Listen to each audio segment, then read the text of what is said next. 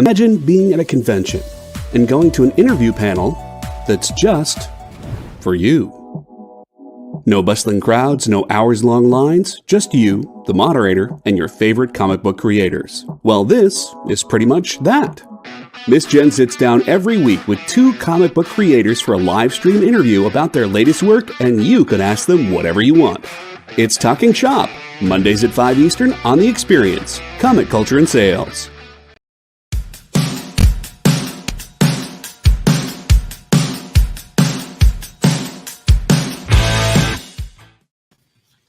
Hey, there he is. What's up? We got Miss Ellie's Human here. Very cool. What's going on? What? Miss Ellie's Human. We got Miss Ellie's Human here. Very cool. Dude, you're falling down. You're falling down the rungs of the ladder, man. You're now referred to Miss Ellie's Human. That's fine. So welcome to everybody. Her Dave, YouTube what's going channel on, has buddy? 10 times the subscribers his does. It's just her being cute all day. So Dave Cerrone, John showed me some of the books you got back, right? Yeah, Dave picked up 9.8, some really pretty nice cool. books. You Pretty can find cool. Dave on Instagram. Yeah, he's congrats, stuff, bro. Man. Congrats. So here we are. It's Wednesday night, New Comic Book Day. So before we get started, yeah, we have Kyle tonight, right? I think so. Kyle, happy birthday.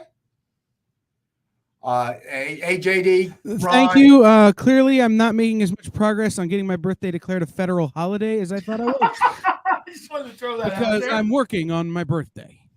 Well, write your state representative. She'll take care of that. I've been Steve, doing be in this the since I house. was 8. It isn't working. I need to do something like of merit. And clearly, my barbecue cooking is not that. So you got to be like John. Be born on Labor Day. Yeah, my birthday always falls somewhere around Labor Day, so I'm like, I'm good. John Spilios is here. Stevie B is here. John Spilios, what's going on? What's going on, everybody? What's up, everybody? And also, happy birthday, Kyle. Yeah, happy birthday to our producer, Kyle, the man who makes it happen behind the scenes. All right.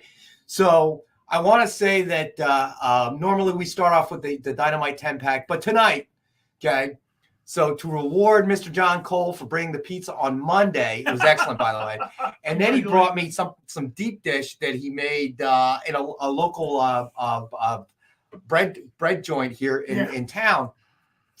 As you can see, right next to me over here, I think it's over here, we have a Green Hornet signed book. All right, so we're going to start the show off with that one. Oh, that's mine. I don't. Now I I was gonna say, did you say you have a Green Hornet or you had a Green Hornet? No, we're going to sell the Green Hornet. Okay, I mean, he only brought one pizza. That's not a taco truck, people. I mean, let's be honest here. Okay, I started on Instagram. Some of my taco truck friends were like, "Oh, March is here," and they're starting to kick the tires and get the that's right. Come on over here to Dynamite. Okay, park outside. Guarantee you'll get at least one customer of me. Great. All right, so we're going to start off the night with the Green Hornet #3 subscription variant, signed by Mark Waid. Suggested retail $39.99. It's going to be one of our best offer books of the night for $10. Marcus says, give John the 5-star special. Not until I see a taco truck, my friend. Ronald says his wife is not down with the XP. Hey, Ron, just tell her what you always tell her. You're watching that Bible study YouTube stream. I'm sorry, Dave. I think that's a Jonathan Lau cover. He did the cover for the subscription variant. I think the other covers were done by Paulo Rivera, and the inside art is done by Daniel Indro. So that is available tonight. John could have walked home with it, but there, once again, is no taco truck parked in front of our building. But I do have appreciation for the fact that he brought me pizza and then brought me this deep dish, which I'm excited to try after the show. So I caved and decided, okay, we can reintroduce Green Hornet titles in our show. The reality is there's none here. That's not true. I produced one. That's not true. Totally not true. And the John special, Kyle, would be Green Hornet, not Green Lantern. Although he's a big fan of Green Lantern as well. I am. That's my favorite DC character. I did that as a troll. Because you didn't get a taco truck, you got a pizza, so I got one word right. Hey, listen, it's your birthday. You control all you like. All right, so that is a very cool Kyle cover. should just throw up like his whatchamacallit, like his Venmo code, so the show doesn't go on until people buy his stuff. or order DoorDash or something. Actually, it's Restaurant Week Toledo this week. Oh, so the faster we get done with this show, the faster I get to my fancy cheeseburger dinner. Oh, there you go. There's a steakhouse that does a deconstructed cheeseburger like dinner, like that's just insane that I can only get this week every year because they only make it the 1 week. Nice. So going after we're done with the show. And Lee Bizzle, you're right. Mark Wade is not Mark Russell. I am trying, my friend. I am digging through the deep caverns of our warehouse. I was gonna say, I didn't say Mark Russell, did I? No. But Lee's been asking for Mark Russell. Oh, and I have yet to produce it yet. So that's on me. And John Spilios, any new Green Hornet book coming our way from Dynamite? I don't know. You'd have to ask John. Well, John's been petitioning for one for every single show, every single week that he's here. I'll tell you right now, Green Hornet will be a weekly as soon as I win the Powerball. Daily? Are you kidding me? Daily strip. Daily releases. I'll just say that there's been nothing announced and leave it at that. So mysterious, John. I was gonna say. I'm not the publisher yet. I'm one Powerball ticket away. Yet one Powerball. Are you kidding me? $1 billion Powerball ticket? You wouldn't even see Nick leave. He would just take the cash and go. Yeah, let me tell you. If Ron's bidding $10 on the Green Hornet. Thanks, Ron. You got it, buddy. I got you down. Let me say this: if I won the Powerball, I'd be doing what you do. Okay. Gosh. John, I'll tell you right now, and this is, I don't mind sharing this because this is what Nick said to me. When you're kind of trying to get there's a lot of characters that Dynamite's trying to do, right? And there's a pool of creators, and they sort of, they have real difficult schedules. You know what I mean? Like Nick will call a creator and he's talking about a book, and you don't realize he's talking about that book a year from now, right. 18 months from now. I mean, would I like to see Green Hornet all the time? Of course, but I'll tell you what I wouldn't like to see. We didn't know that. I would not like to see Green Hornet published by someone that just puts it out there. Yes, and I've had to deal with that before. Before Dynamite was doing Green Hornet, there were publishers that spent their money to get the license, and they threw as much stuff out there as they could. And some of those stories were real good stuff. And some of those stories were like cringe-worthy bad. So I would much rather Nick take his time and say, when I get a creator, when I get an artist, when I get everybody I need together, right. Then a story. Well, I think we talked. Alec and I talked about it on one of his shows. Was it Stray Dogs? I think I know we've brought that one up a few times. Yeah. Where they saw the money, it was obviously hugely popular. Oh yeah. And they the first volume or run was significantly better than the next. Yeah. And that's a little bit of what I'm talking about. You know what I mean? And there are people that have said that. I kind of moderate a couple different comic book things on social media, and people are like, don't you wish that? I'm like, do I wish? Yeah, I wish everything came out more. But I think given the talent available and the quality level, right? Nick doesn't want to publish, and he said it. I was at a con when he said it. He just want to publish junk. Yeah, no, I agree I'd like with to that. see Lone Ranger published monthly. So Stevie B is offering 11 for the John special. 6 for Kato. Listen. John loves all things Green Hornet, and that includes Kato. We were just talking about a car. Yeah, we were just talking about my wife lives in fear that I'll take a ton of my retirement money and buy a Chrysler Imperial. Every car person has told me to be close to $100,000 to do with the Imperial what I want them to do with it. And that, even for me, that's the green headlights, you mean? What? The green headlights? No, it has to be the whole thing. It has to be green underglow. It has to have the right paint job. It has to have the modified front. It has to look like it was driven right off the show.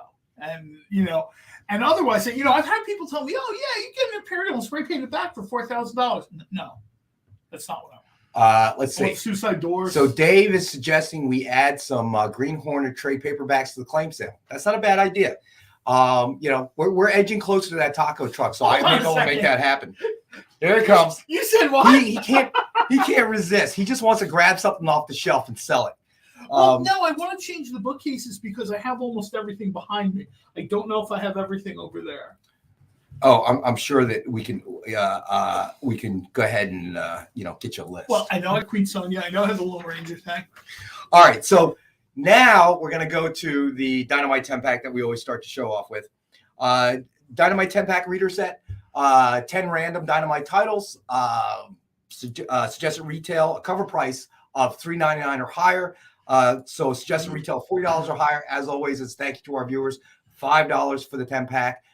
If there are titles that you would prefer to see in there, we will do our best. But as always, I can't guarantee anything. But we will certainly do our best. But at 50 cents a title, you really can't go wrong. So that will be available all show. And for any new viewers, I always say this because they may not be in the chat. We have two types of claims on the show.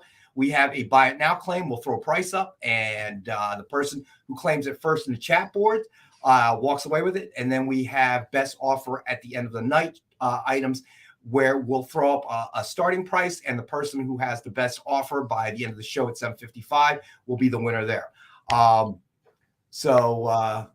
Hey, Ron, what's the difference between a snowman and a snow woman? I'm and guessing Ron, the I saw answer your here is joke. going to be snowballs, right? Boom, boom. Yes. So Dave's saying he'd rather read a whole story than a single issue. I made a note of that, Dave. So I'll see if I can pull. I think that the popularity of trade paperbacks really exploded in the last 20 years. I remember when trades came out, there was a certain amount of, I got to wait till the end, or I'm going to buy the books anyway. I think that sort of having a whole story, whether it's an omnibus or just like a real hot story, like for the longest time, one of the consistent, I was at a show, I'm going to say maybe 2017, and the DC rep said consistently one of the best trade paperbacks that they had, like in their top 10 of sellers, right, was Legion of Superheroes, The Great Darkness. So what were you going to say, Alec?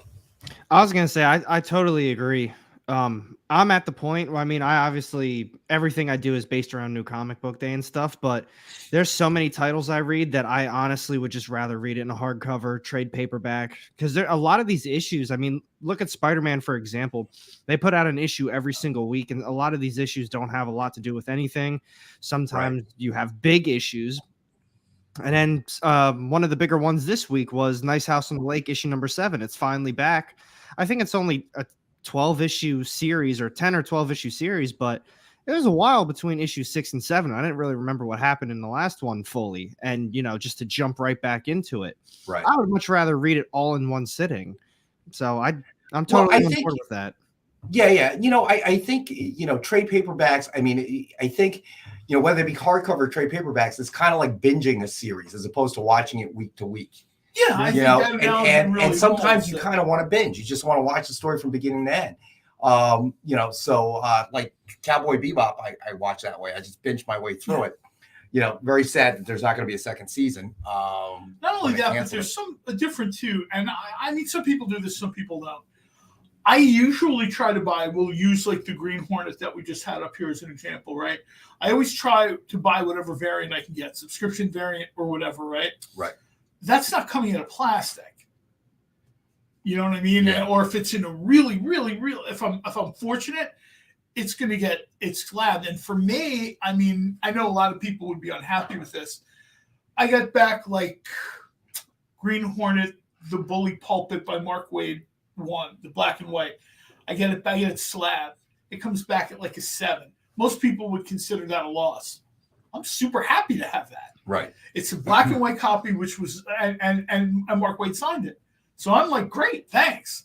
But those trade paperbacks are really, I look forward to that. I look forward to the collections. I go on vacation. My wife has a fabulous time, parasailing, horseback riding. I'm sitting at the pool bar, somewhere between the pool and the bar, if I can, in a lounge chair with my phone and trade paperbacks. So Dave says, how about a trade paperback and single issue combo? That's not a bad idea, Dave. That is a good one. Yeah. It's like a mini mega kit. So, all right. So let me get the best offer books out of the way so everybody has time. Real quick, I wanted to throw something out there while you were on this. Yeah, go ahead. I mentioned it last night on Dan Wickline and I's show that there's a book coming out from Dynamite right now that I would just as soon buy in the trade paperback form, because I'm having trouble separating this book from another title that's coming out in my brain. I'm like, this story doesn't make any sense. The only problem is that there's like a beautiful Rose Besh cover this week that keeps me having to buy it as single issues. So instead of reading the book as it comes out, I'm having to wait till the trade comes out so I don't get confused with the other book. Right. But I'm still out there having to buy 6-7 single issues every week to get the covers I want. So there's something to what Dave is talking about in this single issue trade paperback combo. Yeah, no, I agree. That's super appealing. Well, a perfect example is the metal covers, right? Dynamite's doing these metal covers. Right. You think I'm going to read a metal cover? No. Yeah. The future of that medical. Well, we do have the disclaimer on the bag, you know. The future of that edges are sharp. The future of that metal cover is it goes to CGC. I don't care what they grade. So Stevie B, is there any old merch in the warehouse from back in the day when Dynamic Forces sold stuff on HSN? Nicky the Roach cards he's looking for? No, I don't think he's looking for Nicky the Roach cards. They didn't actually. I don't know if they actually sold that on Home Shopping Network. That is a very good question, Stevie Amy, B. Can you ask the publisher to come see us, please? I actually don't know the answer to that, but that was really a long time ago. And you know, and then there was QVC, and then there was Canadian Hope Shopping, or what they called it. Is that even before the Captain Action figures? I'm trying to think, because that was like before the Captain Action figures. Yeah, right? You're talking late 90s. Yeah. Early 90s, you know, that period. Define Warehouse TVB. And they have access to Nick's old hair. Nice. So I would think so. But you never know. You know, I mean, we're dealing with comic books, so there may be a long box stuck somewhere, and you know, way back on a rack somewhere that nobody's like opened up. You know, kind of like opening up a crypt or whatever. You know, cobwebs and dust and stuff. Hey, I forgot this was here. I'm not gonna go look. That scares me a little bit. $800,000 worth of stuff. That would be a kicker, wouldn't it? Oh man. All right, so let's get through the best offer stuff. So next up is Sheena #1 cosplay variant signed by Ashley Du. Suggested retail is $75. That is another best offer book starting at $20. All right, so that is another best offer item. And let me see. I'll tell you, if you like cosplay covers like I do, you can connect with these people on social media, usually Instagram. They really love hearing the feedback from fans. They love hearing what you would like to see them do next, right? A couple of the cosplayers that I follow, I talk to more on Twitter than Instagram because my Instagram is pretty much all food. But I like all those pictures too. They love hearing like, oh, I really want to see you. I forget what it was. Almost a year ago, somebody told Gracie the Cosplay Last they wanted to see her as Ventress. And, you know, she worked on it in addition to all the other stuff. Plus, these cosplayers are usually sometimes they're career professionals, sometimes they're career models. So, you know, this kind of stuff they have to sort of, you know, drop in where they can. Right. And I guess it was about a week or maybe 2 weeks ago, after waiting like 14 months, Gracie posted photos of her Ventress cosplay, which is, of course, you know, amazing. Well, let me say this. I mean, you said something very funny. Maybe it was when you got here tonight or on Monday, but you remember when cosplaying was pretty much just a cat ears on your head. It was cat ears on your head. It was maybe Joel, what's up? It was that Batman mask I wore. Remember that on the one show? It was just this terrible Batman mask. It looked mask. really hot too, and you wore it in the summer. That was so funny. Well, somebody's like, "Oh, wear that." So I put it on, but oh man, that's like you still owe us the Green Hornet mask and hat. You were supposed to show up in that. You know what? I do have that somewhere. I know you do, dude. There's no question in my mind. I'll tell you right now, the coat doesn't fit, but the mask was the mask. Sit behind a desk. Just wear the mask and a hat. The mask is like the integrated like glasses, whatever. All right, I'll tell you what. If you pull that out of your closet and wear it, I will find another copy of this Green Hornet book to gift to you. All right? It'd be easier to just go to dynamicforces.com and buy one. Come on, that's less fun. Come on, bro. All right, so now we're dealing. All right, so next up we got Dynamite Never Dies #1, Lucio Perillo, Ultraviolet Virgin cover. Suggested retail of $50. It's going to be our other best offer book of the night, starting at $20. Wow, that is nice. So, man, he's Dynamite. Yeah, he's fire. That's a good one. Statue. Let's see. Okay, Mars, so man, that's a good point. That actually is a good point. Yeah, having a statue based on a cosplayer would be very cool. That would be kind of cool. Like a Rachel Holland Vampirella. Yeah, that would be pretty cool, actually. That's actually a good suggestion, Lars, man. Wow, maybe the publisher really should be in here for this. Yeah. Hopefully he's watching. He's reading. All right. So Dave is going to go $20 on a Perio cover. Got you, Dave. And you know what? That book I told you about on was it Monday? God, I'm losing track of time. I know the feeling. Monday, I'll throw it in with if you win this, I'll throw that in with the shipment, so you get both at the same time.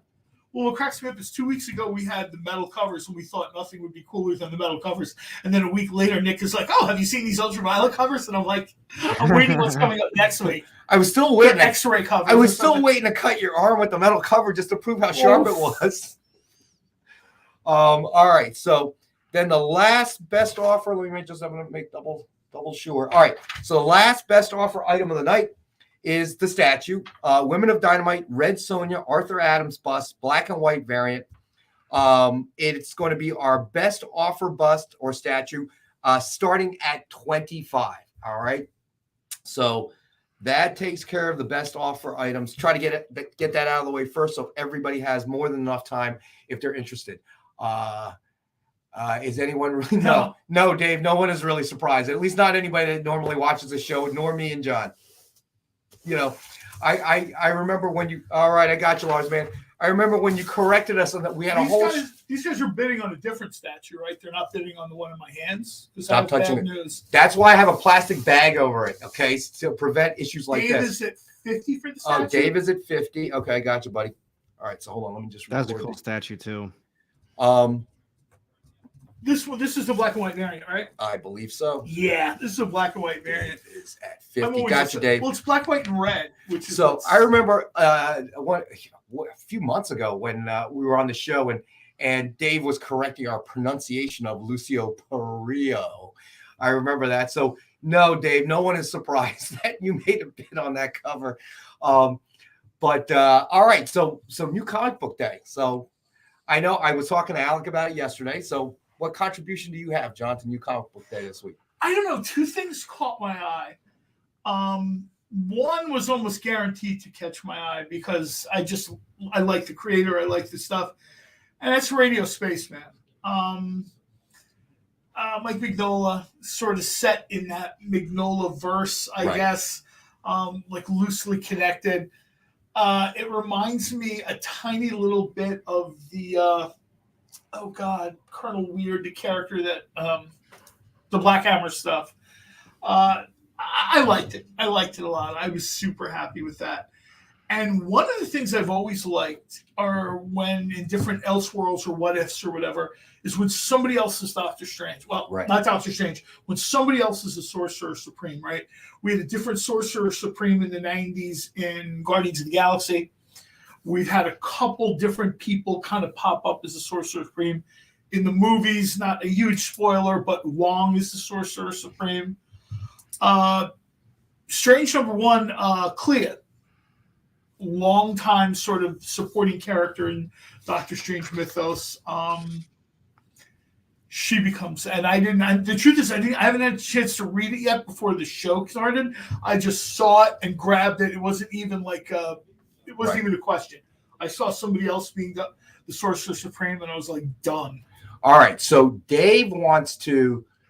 Dave wants to see Star Wars slab, so we'll put that up. Oh, and one last thing on that: the first person that I saw do the Sorcerer Supreme or Doctor Strange as Clea was Alex Ross in Universe X, Earth X. Right. One of those, you kind of saw the thing, and I guess if I remember the story correctly, Strange did what he always does. He overstepped, he overreached, he was lost in the well of many worlds or something.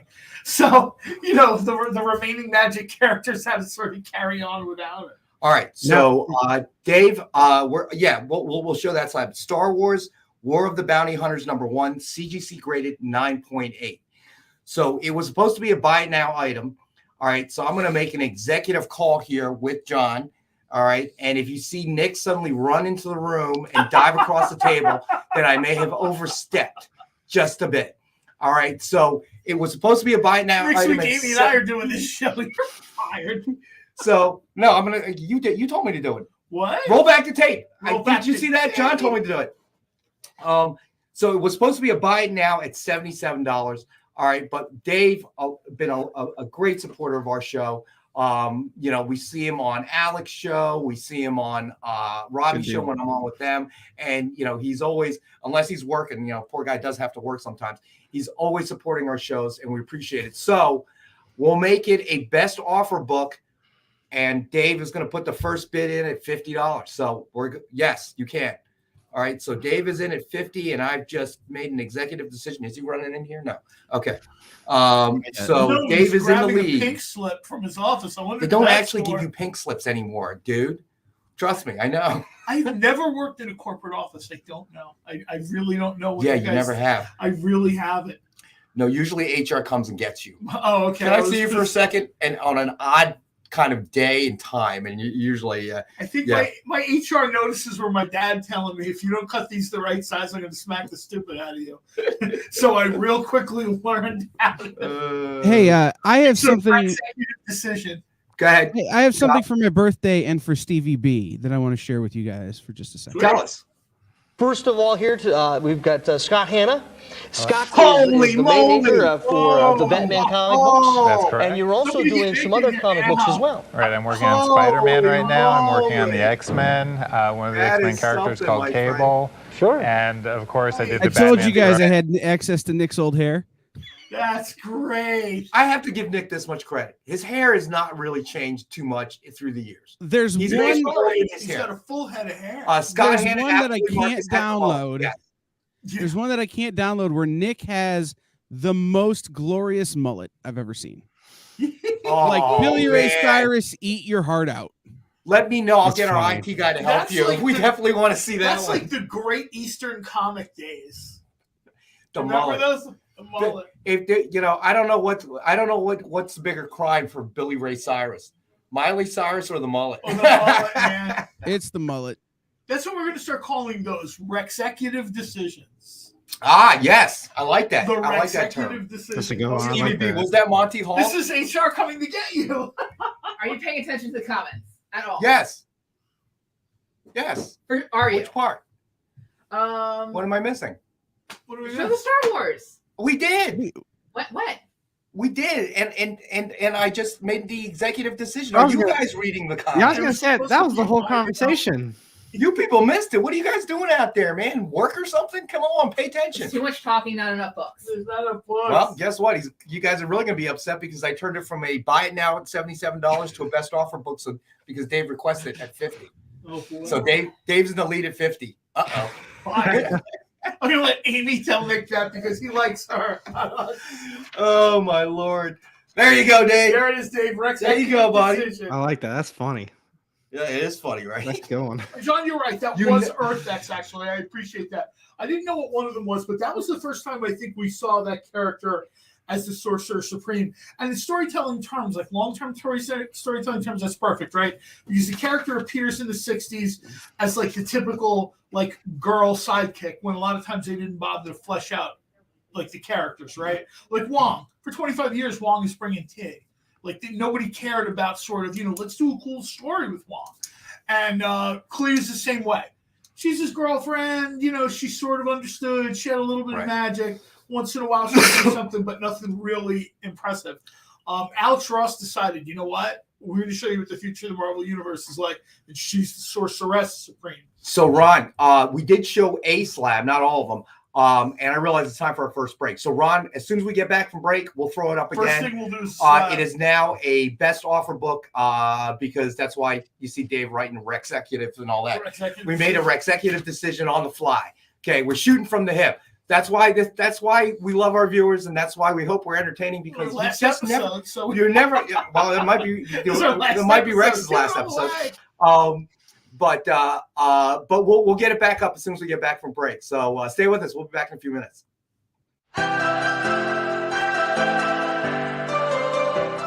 This is The Experience.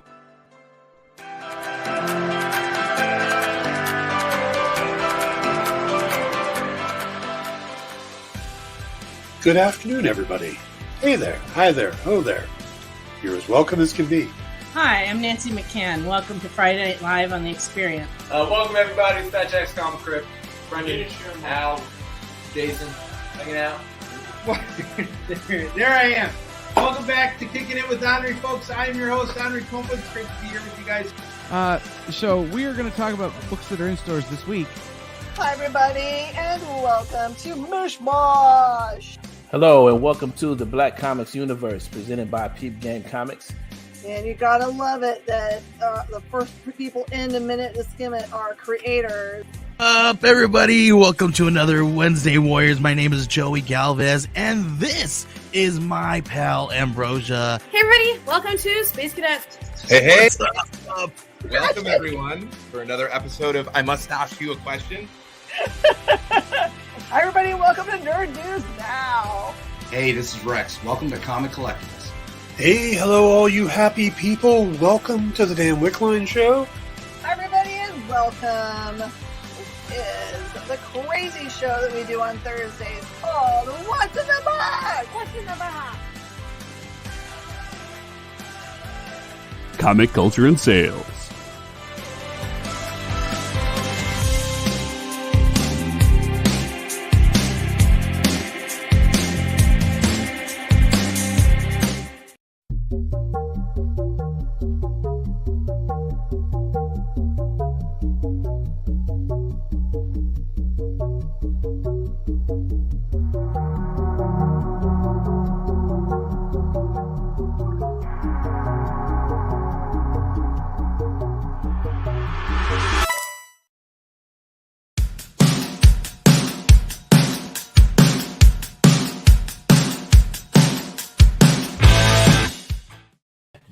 And we're back. All right, so the great mystery has been solved of the slab. All right, so we're going to throw that back up real quick. Star Wars War of the Bounty Hunters #1, CGC graded 9.8. It was supposed to be a buy it now, but we made the executive decision with Mr. John Cole, who I'm totally pushing under the bus with me. So it is now a best offer book, and Dave has started us off and is in the lead at $50 for that one. All right, so I'm sure there's plenty of comic book companies that'll let me do a show in 20 years after I've collected their books for 20 years. You keep telling yourself that, buddy. All right, so let's see. What do we want to do? You want to do something by Jay Lee? BBB Hardcore Comics, yeah, sure. Hey, Triple B, what's up, bud? I don't play. JD does. All right, J. Michael Straczynski. 10 grand #1 DF exclusive signed by Jay Lee. Suggested retail of $99.99, and it is one of our 5-star books at $50 tonight. I'll tell you, this is a really cool and interesting pairing, because if you're a Joe Straczynski fan, and I mean this with the utmost respect, Joe Straczynski has a way of telling a story. And this goes all the way back to even before Babylon 5. Joe Straczynski believes there's a certain way you tell a story, right? Very sort of almost, I don't want to say technical because it sounds disrespectful, but it's structured. I'll put it that way. Jay Lee, on the other hand, sort of channels the Force. Right. You know what I mean? He's very much one of these guys where he closes his eyes, takes the deep breath, opens his eyes, looks at, and he starts going. So the contrast between the two primary creators there is really neat, and I think you wind up with a very cool product. So, Ron, I got you $60 on the Star Wars slab. So Alec, we were talking a little bit yesterday about New Comic Book Day, but everybody here may not have heard some of your comments. So, what did you like? I know you liked what was it? What did you say yesterday? The Spidey series was good. I thought you said. Yeah, the new Spidey series is pretty solid. This issue was all right again. I know they're winding down the series to basically revamp it once again with a brand new #1. Yes, that was a topic that we touched on yesterday, which I think might be interesting today. I saw a very cool comment on Twitter by a creator. I'm not going to name the creator just because I don't know if they want, I haven't pre-cleared it. Like I've mentioned, I've put stuff out here before, and I messaged Jimmy Pagliatti. I'm like, do you mind if I say that on my show? He's like, yeah, sure, that's fine. I did not get a response from this creator, so I'm not going to say it. But this particular creator feels like Spider-Man in particular, followed closely by Batman, is almost at the level of daily comic strip storytelling. Like, it's not even a matter of overexposure. It's just a matter of, it's just content creation, right? It's just endlessly feeding the furnace, right? And that's sort of, You know, I mean, Alex mentioned, we've had Robbie mention it on previous shows. We've had other people mention it, where it's really like they've redlined certain characters, like exactly how much can you do? People are like, oh, you know, there's different people that are Batman and different people that are Spider-Man. There has to be. You can't have one Spider-Man and do 50, 60 books a year, crossovers, whatever. Right. You have to have Miles Morales. You have to have Spider-Man 2099. You have to have Spider-Gwen and, you know, any other characters. Same with Batman. The John problem Spillios, is- thank you for. Go ahead. I was gonna say the Go ahead, problem with it is that it's all happening at once. We have an ASM ongoing, and then they're gonna start it over again. We have a Miles Morales ongoing. I agree. And then we have the it's not a tie-in series, but a mini series with basically Ben Reilly, the Spider-Man, whatever they call it. Yeah, whatever they ended up calling that. That's currently happening with all that too. Next week we have a Gwenverse series starting up. And then there's still the Savage Spider-Man. I think that one was just a few issues, but that either just ended or it's still going on. That's so much Spidey all happening. And the ASM series is every single week. So imagine filling in a couple of weeks in between that then with Miles, Ben Reilly, now Gwen. And that's a lot. If they did an ongoing and then maybe eventually, I don't know, they didn't do it all at once, that would make things a little bit better for me at least. But it is, if I'm saying this as my favorite character too, it's definitely an overload. They've got a Carnage Forever series coming out that's going to be ongoing. I was going to say there's Venom, there's Carnage, there's Venom. They're doing another Venom with this current ongoing of Venom. They're doing a Venom Lethal Protector, and I think they said that's a brand new ongoing that's like going back to Venom's roots. So what do we have? 2 separate Venom ongoings. We also have a Carnage ongoing, multiple Spider-Man ongoings. And I mean, like I just said, it's my favorite character, and I'm willing to admit that is an absolute overkill, and it's way too much. Well, I mean, yesterday we kind of talked, we touched on, you know, the amount of number ones that keep coming out. And then I had mentioned on Alex's show what you said on Monday about the lack of continuity. Yeah. And that too. Yeah, and Eli, what's going on, buddy? On the cable, you want to get to the cable? We'll do the cable next, my friend. I want to just hold on one second. I want to when a question like this comes up, I like to answer it right away. Go ahead, John. I have read that, and I mentioned in another episode that Barbarella right now is one of those things that's kind of flying under the radar, and I'll tell you why it's falling under the radar. Barbarella is a super solid read, art and storytelling. The problem is everything else going out in the Dynamite space is so spectacular. This is like a great, solid story, but everything else that's going on right now, we've had Sonyaversal, we've had Vampyverse, we've had Vampirella Dracula Unholy. We're just doing these huge events. It's almost like one crisis level event after another. And for a character in a story like the current Barbarella, I think it gets lost in the shuffle a little bit. Yeah, you're right. The Barbarella art is amazing. I cannot strongly recommend to anyone, you know, they've done such a great job with it.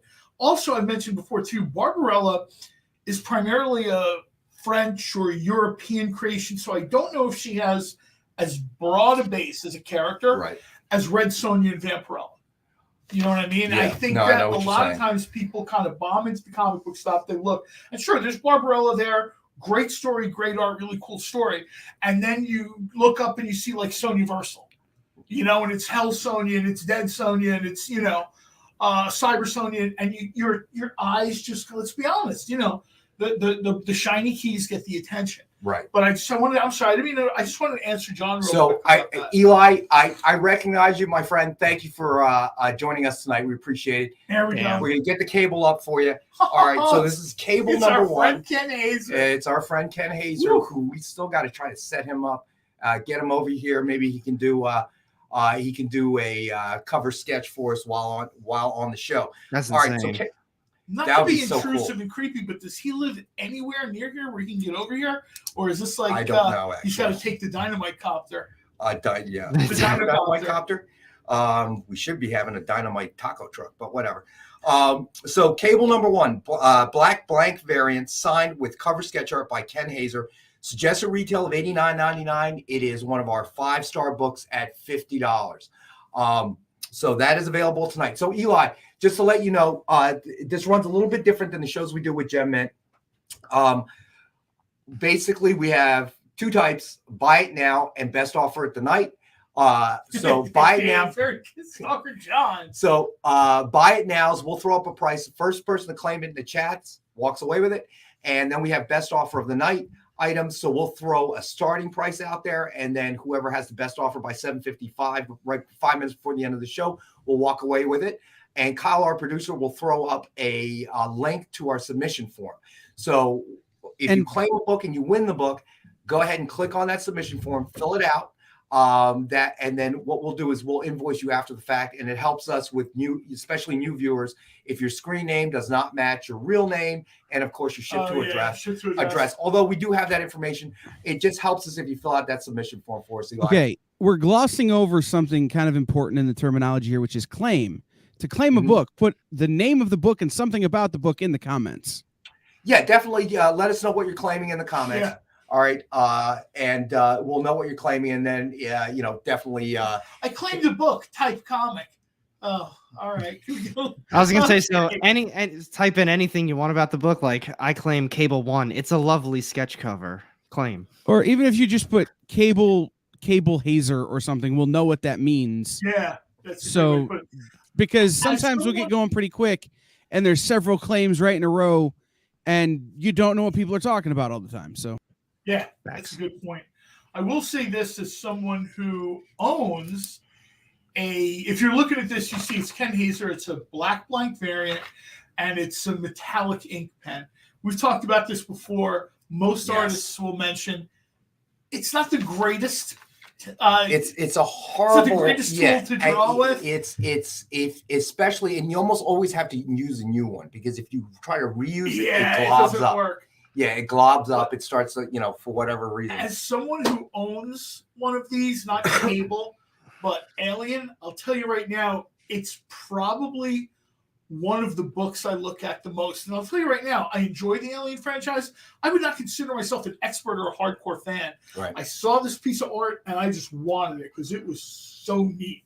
And I think this is one of these things, if you're a Cable fan, or if you're an X-Men fan, or even if you're just a fan of kind of unique art pieces, this thing is very, very cool. And Dave had this, even if you don't get it slabbed or whatever, Dave sort of has this thing he uses. I forget what they're called, but they're sort of like plastic holding things for it, frames or whatever. Those would be perfect for something like that. Yeah, absolutely. Absolutely. If you are a Cable fan, you probably want to get a reader's copy. I was going to say I would for sure. Also, I got mine, and it was in a plastic bag, and I took it out almost immediately because I could see the sort of metallic ink in the plastic. Right. And I actually have it in a glass picture frame now because I leave it up in my room. Very, very cool. All right. Eli, Cable number 1. You got it, buddy. I got you down. And as I said, Kyle will throw up the link for the submission form, and just fill that out, and we'll send you an invoice tomorrow morning. I like what Dave said. If you type by the power of Grayskull, your claim automatically goes to the top of the chat. I really wish we had He-Man stuff. All right, so we're going to do next a Ron special. So I pulled this book out specifically for Ron, and anybody who wants to claim it, obviously. But I had Ron in my thoughts when I was pulling it, looking for something interesting. So this is also one of those books where we had, it was a prototype's not exactly the right word, but it was a project that we thought we were going to do. And Ken Hazer did some sketch covers for us. It was like the one we did with Blade the other night. And right. So this is not something we actually ran. All right. So it is New Avengers #1, blank variant, signed with a cover sketch art of Dr. Juggernaut by Ken Hazer. So this was not something we actually ever really offered. This is a very cool character. We were thinking about it, and then he did a few samples for us, and it just, for whatever reason, I wasn't actually here at the time when the project took place. So the guys in the in our warehouse, they found it for me. That, along with the Blade, and who else did we have the other night? Black Panther? Yes, Black Panther. Yes, was it Black Panther? I'm not sure now. Boy, these shows just sort of. Okay, Ron. Yeah, Ron, gotcha, I gotta buddy. tell you, I walked into this room, And it's the first thing I saw. I was like, even though there was a Green Hornet book on the shelf, the first thing I saw was Dr. Juggernaut. I thought that sort of had like Maestro energy. Yes. Like I could see Dr. Juggernaut. Oh, it was Hyperion. Hyperion, that's it. It what- was from the Squadron Man, Supreme. that's what happens. You put two old men on this Yeah, on the so show and the live stream. We And, come back, Amy will be here in a nurse's outfit, just wheeling us out. Time to go, fellas. can you move your walker a little bit over? Please? It's in the way when I have to push my walker through. All right, Ron. It is Eli, so we might as well kill all the CCAs right now. All right, Real so quick, Dave is right. yes. Gator guards are the name. Thanks, Dave, for putting that up there.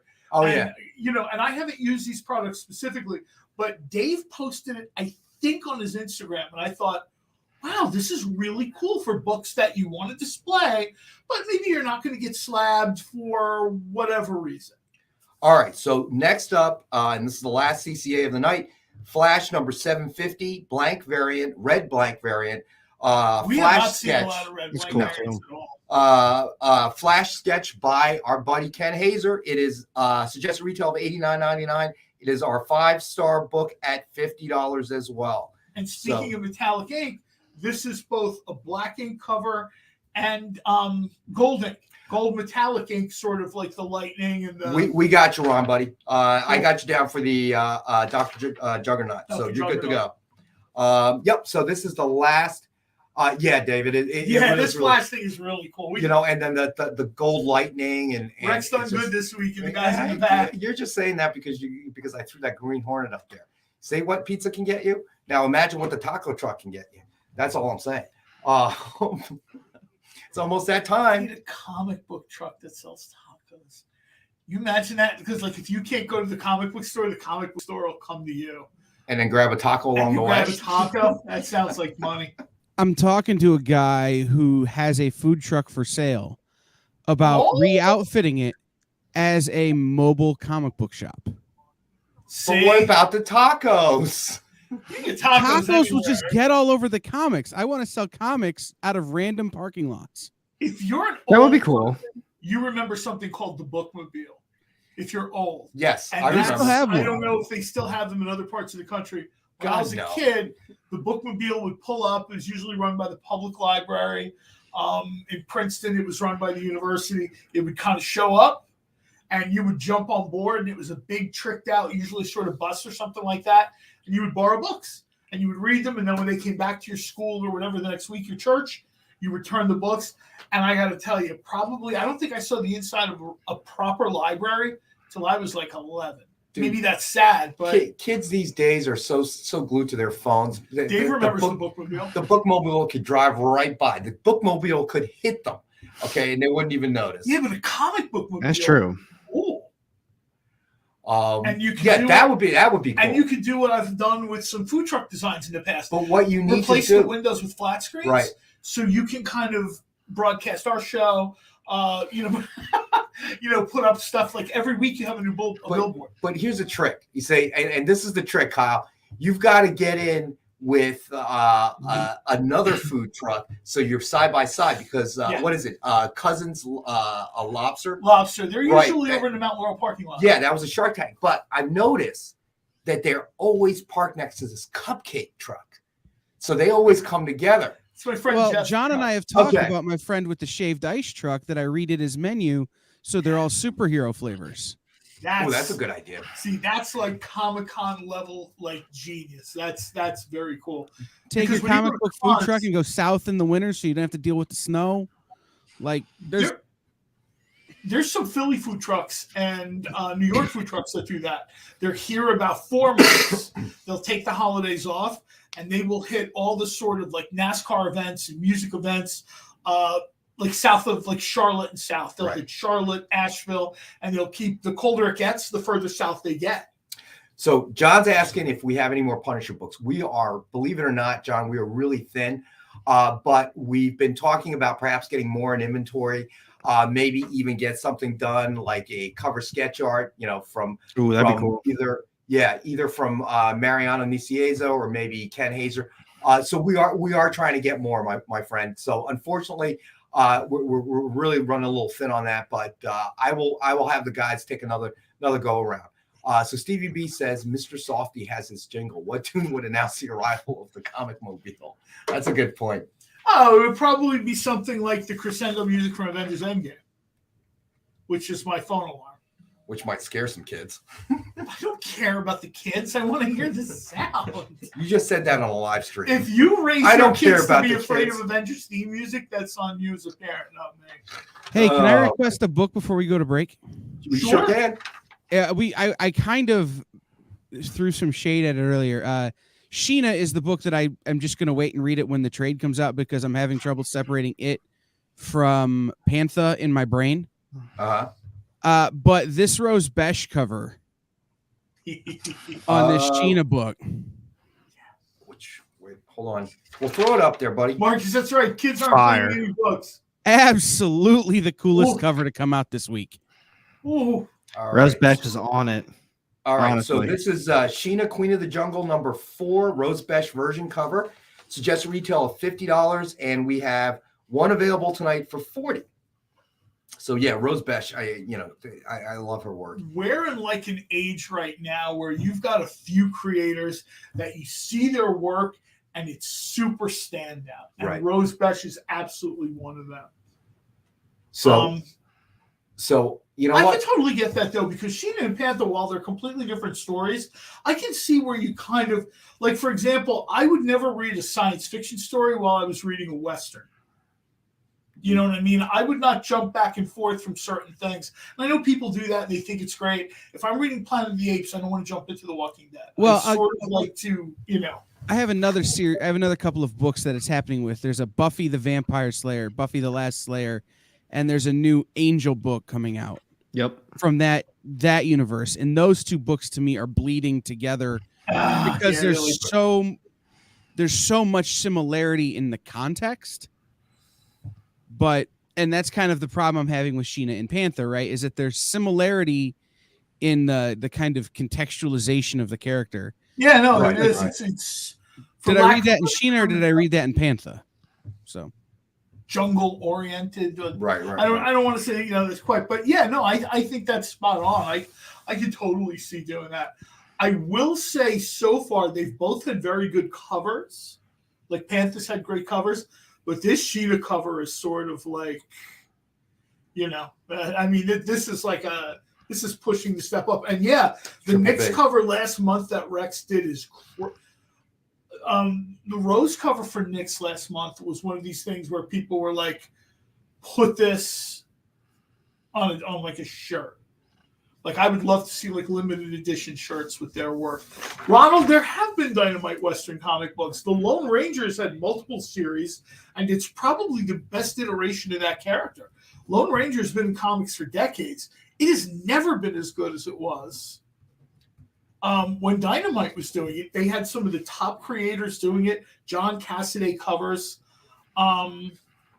So Ron, I just made a note, buddy. So I'm going to look for some Lone Ranger stuff for Monday. I'm going to assume that Nick has something against the Reed family because Britt Reed is a descendant of John Reed, the Lone Ranger, right? And both of those books don't get published nearly as much as I'd like. So Send me an email. Send me an email. Right to the junk folder. Shh, don't tell them that, Alex. Junk file. So they just cleared it. IT just cleared my junk folder. For Apple, hi Rex, this is Apple. Your junk folder is really So Dave's correct. Other than Lone Ranger, I don't know that we have any other Western titles other than Lone Ranger, do we? No, well, no, that's not true too. You did Django. Oh, that's true. There was a Django and a Django Tonto. That's right. I was lucky enough to be in San Diego when Quentin Tarantino surprised everyone at the panel and announced that.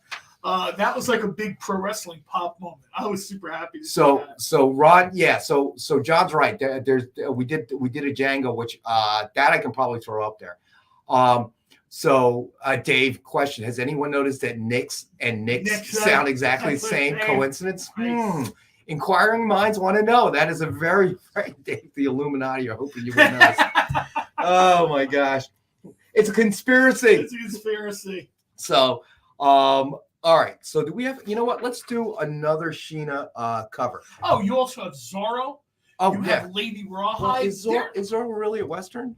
It takes place in the West, Southwest I guess it's true. Mexico, I guess.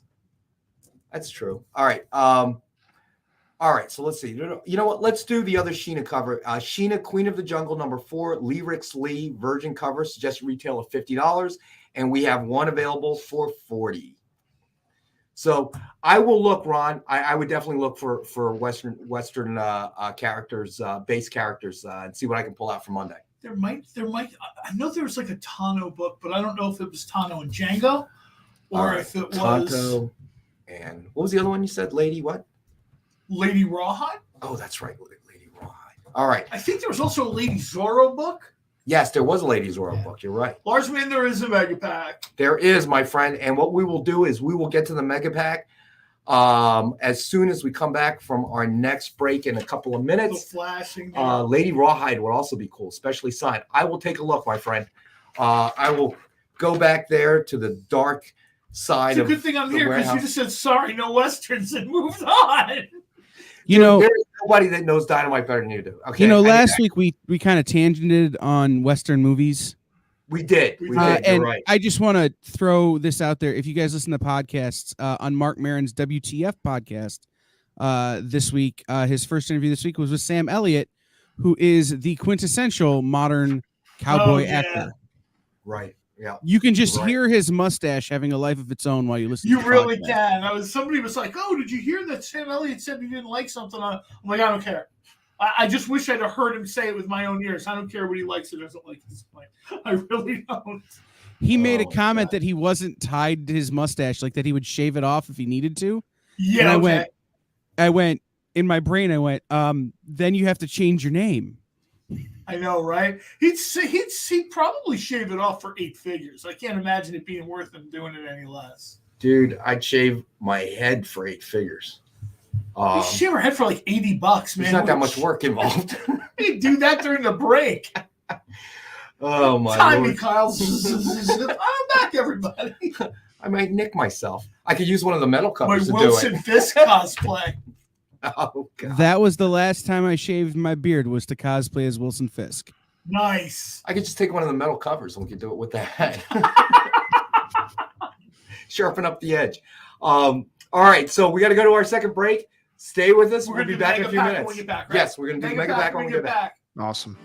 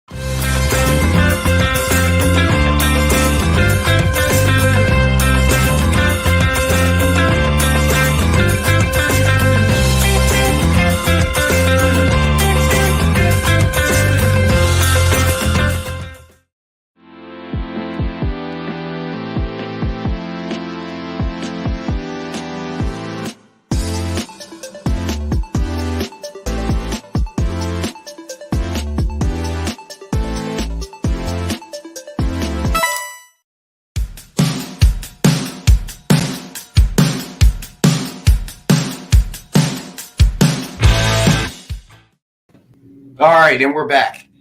What's up? I was just checking to make sure I wasn't forgetting any.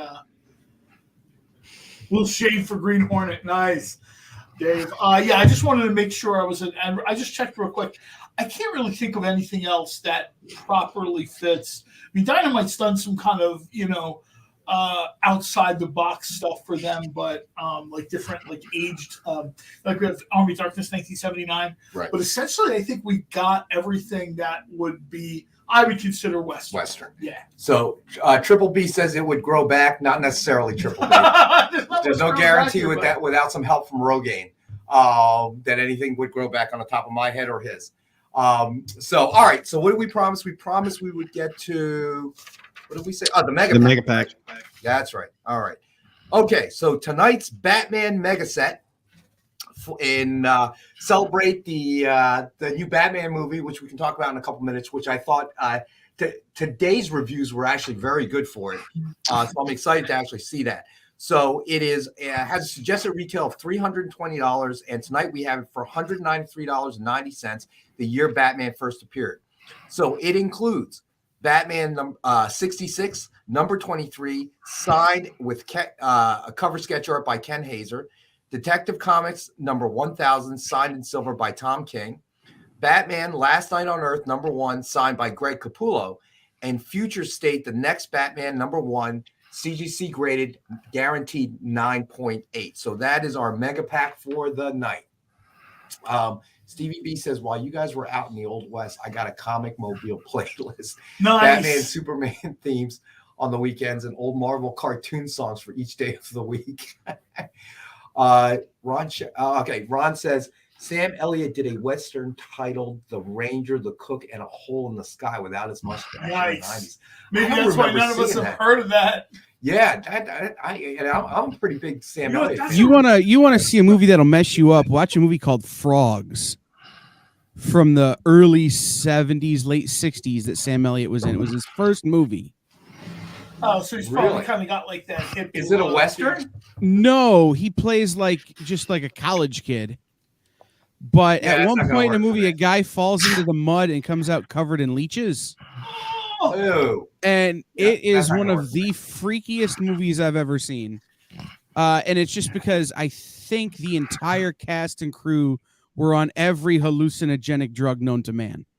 Nice. So that's the kind of movie that Rock and Robbie over pop culture philosophers should put on his list for his movie review night. That sounds bizarre enough. That really does. That's Robbie going for broke. Either everybody's watching or nobody's watching. Oh my gosh. All right. Yeah, that's a great idea for a comic book mobile. The music, the jingle would be themes from shows. The cease and desist letter would come so fast. Yeah, but you can play a few seconds of it, right? Yeah, but it get really annoying. You get a cease and desist letter from parents who are like, seriously? Yeah, either play the whole thing or don't play it at all.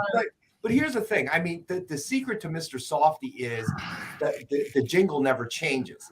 And that's your identifier, when they pull into the neighborhood. See, it's just me and the way I grew up. I hear the Mr. Softy jingle. I assume there's like a clown-faced serial killer in that vehicle. I'm not buying ice cream from them. I'm sorry. I'm just not. Wow. Have you talked to somebody about that, John? Have you heard the new controversy that the ice cream trucks that use Scott Joplin's The Entertainer are being canceled? I did hear something about that was sort of... I did not hear that. Because of the jingle? Because of that song. Because they play The Entertainer and it's a Scott Joplin song. Yeah, it's not... Wow. I was somewhere a couple years ago in... Myrtle Beach. Anyway, it was down in the Myrtle Beach area, and they had music they played out in the waiting area, like outside area to go eat in. Right. And all of a sudden one day, someone just noticed it was not appropriate to be playing, even in the South, but in 2016 or 18 or whatever it was.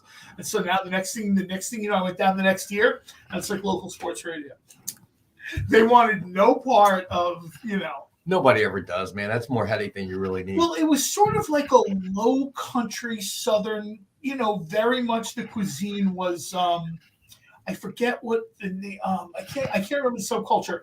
It's like hardcore African American culture for that area. And I can't think of what it is in the South Carolina area.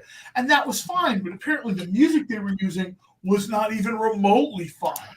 Ronald, I'm so glad you brought up Night of the Lepus. You can pick this thing up for like $6.99 on Amazon Video. And I got to tell you, DeForest Kelley, Dr. McCoy is in it. And that is both the best and the worst movie to ever sit and watch after like 5 years. Dave, no, John can't tell old stories while he's showing books. We've already determined he can't read a Western and science fiction. So no, he can't. He obviously can't do that. So who? Triple B, you asked about Draculina. We might as well go to that one next. So Draculina, #1, Christopher Priest, signed Atlas edition. I love the Atlas edition. Suggested retail of $49.99. We have one available tonight for $19.69, the year that Vampirella magazine first launched. So that is available tonight for anybody. I think Dave might be a little confused. Dave, it's not my job to show the books. It's Rex's job to show the books. It's my job to tell the old stories. It's your job to get the damn taco truck out front. That's your job. All right, I need me some tacos. Draculina is a book I think that is, and I've talked to John Spilios about this, a couple other people. I don't know if it, and this is almost like the Barbarella thing, right? Right now, you've got books that I don't know if Red Sonja's ever been stronger. I don't know if Vampirella's ever been stronger. So it's really hard for, even extra strength Draculina to get the attention that like super industrial strength Vampirella is getting. You know what I mean? Right. So I mean, I think that especially everything, even if sales are good, it's buzz. It's what people are talking about, whether it's this show, Alex show, Robbie show, anybody, other shows on the Experience. It's the buzz is what people are talking about. And I think you got so many people talking about, the Vampyverse, Pantha, Sheena. Right. These things are just in a huge sweet spot of, just art and story. And I don't think books like Draculina and Barbarella are sort of getting.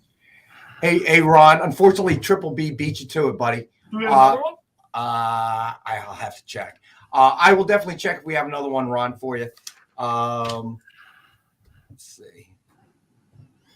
Since it's relatively new, we may. So I may be able to hook you up, Ron. I wouldn't have asked if it was something obscure, but I'm like. So Ron, I'll take a look. I think it's relatively recent, so we may have another one. But before I promise, I want to make sure I double check because with my luck, I'll say yeah we do, and then we go back there and I send the email to the warehouse and they're like, nope, we only had the one. Sorry. They can give you his copy. That's. But John will give you his. You can't say that word. No. It's a live stream. You sure, Ron? It's no bother, brother. I don't mind looking for you. So I'll email you tomorrow. Don't worry about it. All right. If we have it, I'll email you. If you still want it, cheers. If you don't, it's cool too. So all right, it may be time for a recap. I know how much you enjoy the book. That's John's favorite. Recaps serve their purpose, just like Batman, I guess. But I will say this: books like Barbarella and Draculina, they very much have the potential to reach that higher level. But you have to keep in mind they're literally starting from. Nyx is an exception to the rule. Nyx #1 came out, and because Nyx had been in was the Vampyverse? Nyx people had seen Nyx before, and they were waiting for Nyx, right? But Draculina, Barbarella, these are characters that sort of need more time to sort of, to reach that peak. Right. I mean, people are like, I had someone say to me today, and I don't mind repeating it. Somebody was like, yeah, Draculina is okay, but Vampirella's a lot better. Vampirella's had 50 years to get a lot better. That's true. You know what I mean? Draculina's got like 15 weeks to get it. You know what I mean? So we're kind of comparing two different things here a little bit. So, all right, let's do a recap. All right, so we started off, as always, with the Dynamite 10-pack reader set. 10 random Dynamite titles that have a cover price of $3.99 or higher. So a suggested retail of $40 or more. As always, we have it for $5, so 50 cents a comic. Then we had J. Michael Straczynski, 10 grand #1, DF exclusive, signed by Jay Lee. Suggested retail of $99.99. and is one of our 5-star books at $50. There it is. And then we had, let's see, Sheena #1 cosplay variant signed by Ashley Dew. Suggested retail of $75. It is our best offer book, starting at $20. Let's see. Draculina was claimed by Triple B. New Avengers Dr. Juggernaut was claimed by Ron. Cable #1 was claimed by Eli. And we still have available Flash #750, blank variant with a Flash sketch, cover sketch art by Ken Hazer. Suggested retail of $89.99, and it is one of our 5-star books at $50. Triple B, you're right. Right now, everything Dynamite is doing is really clicking. When I'm talking about books like Draculina and Barbarella not being at the Red Sun Vampirella level, I'm kind of talking more about hype, more about buzz. You know what I mean? Right. These are characters that just haven't had, they don't have the background. When you're reading Vampirella, Dracula, Unholy, there are people who've been reading this book 40, 50 years. And after watching Vampirella fight Dracula like 100 times, you're like, she married this guy. I don't think there's that level. There's not enough tools in the shed for the creative teams to create those kind of stories. Right. You know what I mean? Like when Tom Snagowski does, Vampyverse, Tom's been writing that book 28 years, I think he told me. Right. I mean, we've got characters like, Barbarella. She's only had a couple runs in Dynamite. She doesn't have a ton of them. So Triple B, I got you down for the 10-pack. Yep, as soon as Kyle gets a second, he'll throw the link back up for the submission form. And let's see here. Where did I leave off? Do we have any more slabs? Ron asked about slabs. We do. I'm going to finish the recap and then we'll get to the rest of the slabs. So Star Wars War of the Bounty Hunters #1, CGC graded 9.8. That has become a best offer book, and Ron is currently in the lead at $60. Then we had Green Hornet #3, subscription variant, signed by Mark Wade, suggested retail of about $40. It is a best offer book, and Stevie B is in the lead at $11. Then we had Dynamite Never Dies #1, Lucio Perillo, ultraviolet version cover. Suggested retail of $50. It is a best offer book, and Dave is in the lead at $20. Then we did Sheena Queen of the Jungle #4, Leverix Lee virgin cover. Suggested retail of $50, and we have one available for $40. This is almost a little bit of like a throwback, almost like Michael Turner energy in this thing. Yeah, it is. You know what I mean? It's a little, it's very cool. It's very much, screaming that era to me. So then we had Sheena Queen of the Jungle #4, Rose Besh virgin cover. Suggested retail of $50, and we have one. I know that cover's just too nice. That's the cover of the week for sure. Maybe the cover of the month. Holy cow! Go ahead. I was gonna say we keep talking about the Dynamite titles, obviously, but man, the ones that I read are the ones that never get enough love. I mean, Evil Ernie, and then we just got done with Kiss, Phantom Obsession, and the Army of Darkness, Evil Dead series. Those are just so fun. That stuff is great, and that's a great point too. That there's sort of, and again, I think right now what's happening with Dynamite's line is the flashier stuff is getting the buzz. It's getting the attention. You know what I mean? Yeah. Nobody has seen Vampzilla. Nobody's seen Invisarella. Nobody has seen like a Cyborg or Mad Maxed version of Red Sonja. And I think that's sort of almost what's creating all this buzz. You go to all these different sites and podcasts, and you're right. I never hear anybody talking about, man, Army of Darkness 8079 is cool. And you should be, because if you're an Army of Darkness fan, that's probably the best stuff to come out in a while, actually. Yeah, it was insane. I think it was Rodney Barnes, if I'm correct, that did that, and he he nailed Ash to a T. The comedy was good, the seriousness was good, and it was a fun read. That's a great follow point. Rodney Barnes on social media. You do? Do you guys? I'm did you pretty see who sure he went I to do. the Super Bowl with? No, Chris Rock. That's cool. I'm like, that is the single most baller thing I've ever seen. Is Rodney Barnes going, yeah, this guy invited me to the Super Bowl, and it's Chris Rock. Oh, wow. He's got a lot of followers. Comics, man. I did All not right. know he's got that many followers. Good for him. He's got So, 133,000. All right, so last two items for the recap. We had the Batman Mega Set, includes Batman 66, number 23, signed and cover sketch art by Ken Hazer. Detective Comics, number 1000, signed in silver by Tom King. Batman Last Night on Earth, number 1, signed by Greg Capullo. And then Future State, the next Batman, number 1, CGC guaranteed 9.8, suggested retail of $320. And we have it tonight for $193.90. So that's all 4 books for $193.90. And then let's see. Then we had the Women of Dynamite, Red Sonja Arthur Adams bust, black and white variants, just retail of $89.99. Currently, Dave is in the lead. It is a best offer of the night item. Dave is in the lead at $50. So let's see. Let's do that last slab book. So we were talking about this yesterday. We have Miles Morales, Spider-Man number 27, Rose Besh variant CGC, graded guaranteed 9.8. Suggested retail of $89.99, and we have one available tonight for $79.99. Stevie B, that's probably one of my wish list things, because they've talked about DC might be changing their business model. I mean, it's all rumors. Nobody really knows anything. Right. But they've talked about everything from the most outrageous rumors like Disney is buying DC to the fact that DC might license out some of their characters to other publishers.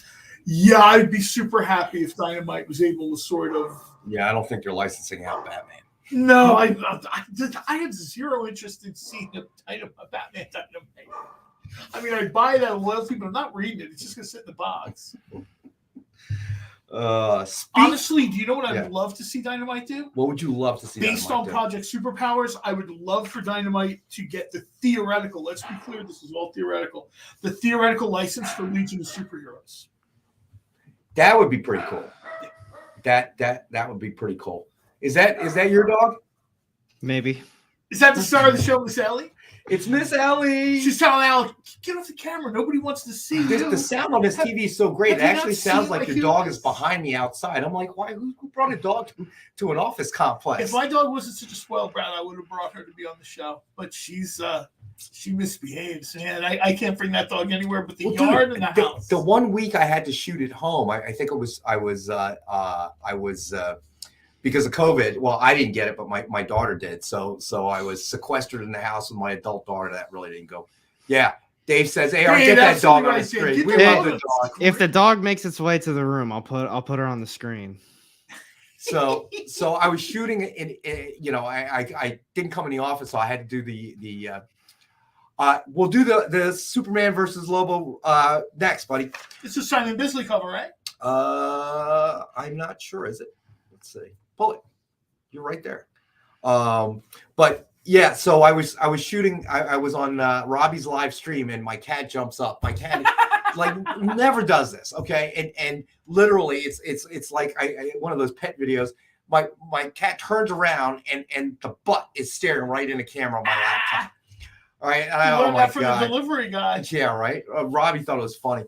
All right, so Superman versus Lobo, number 1, signed by Tim Seeley and Sarah Beatty. Suggested retail of $69.99. We have one available for $38 for $1938 when Action number 1 launched. So that is available tonight, and we only have one, and it is a buy it now.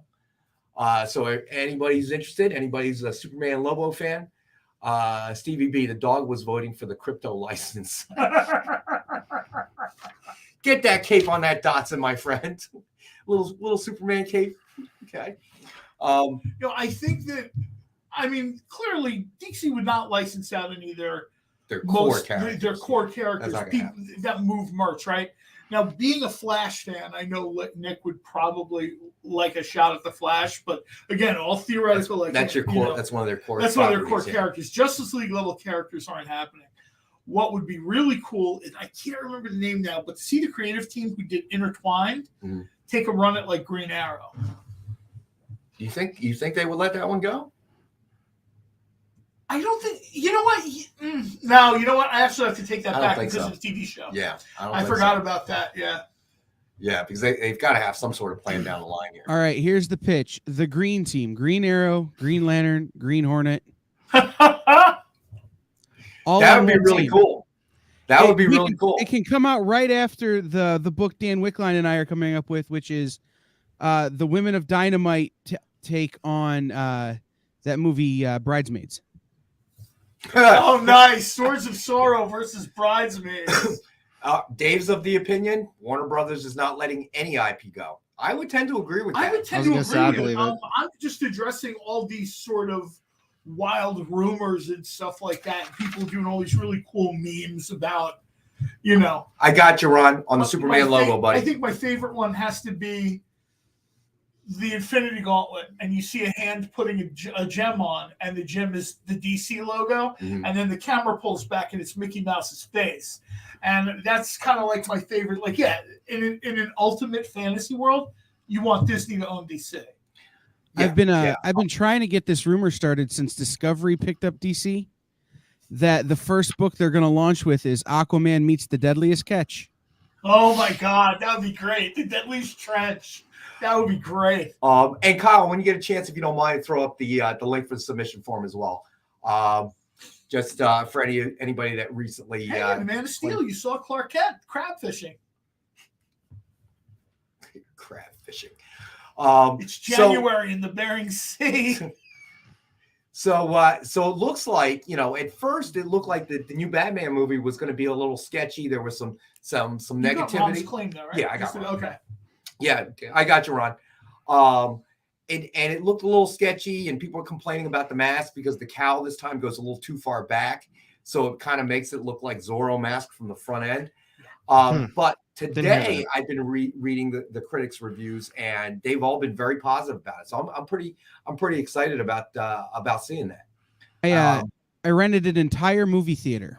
Yeah, you said that. You said that. That's a very cool idea. I want to be able to yell at the screen. Watching too much Discovery Channel, just like me. When are you going? March 12th is the date I was able to get the theater. Gotcha. Yeah, I guess it would be pretty expensive to try to do a premiere night. I was going to say, you've got to give them at least 6, 7, 8, 10 days to just. If I'd have been willing to go like on Tuesday, or skip y'all's show next week and go like next Wednesday, I could have got it a lot cheaper. But doing it on a weekend, I could have seen it sooner. Totally blow off this show to go to the movies. It doesn't even have to be Batman. I'm actually looking forward to the movie. I think it's going to be really good. I think it is too. It's starting to gain some traction. I mean, it seems like. How good is it going to be? All right, we'll just leave. We'll leave John out of the conversation. So we're gonna Mr. Freeze and Ice Spoiler alert, man. And tons of our viewers watching the Discovery Channel. Okay, Dr. Pimple Popper is not Discovery Channel. It's one of their subsidiary networks. Just throwing it out there. Oh yeah, they always have stuff like that though, right? A Science Channel or.